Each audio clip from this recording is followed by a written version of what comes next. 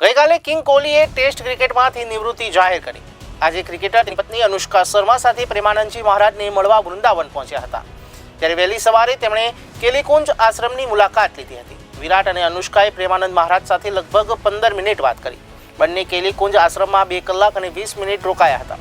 ત્યારે ક્રિકેટર તેમની પત્ની સાથે સવારે 7:20 ઇનોવા કારમાં પહોંચ્યા હતા। ત્યારે વિરાટ અનુષ્કા માસ્ક પહેરીને કારમાં બેઠા હતા। બંનેએ પ્રેમાનંદ મહારાજના આશ્રમનું કામ જોયું અને સમજ્યું। વિરાટ કોહલીની વૃંદાવનની આ ત્રીજી મુલાકાત હતી। ત્યારે પ્રેમાનંદ મહારાજે વિરાટ અનુષ્કાને પૂછ્યું, શું તમે ખુશ છો? ત્યારે આ સાંભળીને હસતા હસતા વિરાટે કહ્યું, હા મહારાજ। તેમણે આશીર્વાદ આપ્યા અને કહ્યું, ખૂબ ખુશ થાઓ અને નામનો જપ કરો।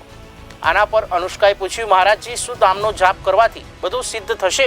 ત્યારે મહારાજાએ કહ્યું કે બધું જ સિદ્ધ થશે જ્યારે તમે રાધા રાધાનો જાપ કરશો તો તમે આ જ જીવનમાં ભગવાનને પ્રાપ્ત કરશો। તેમાં કોઈ શંકાને સ્થાન નથી।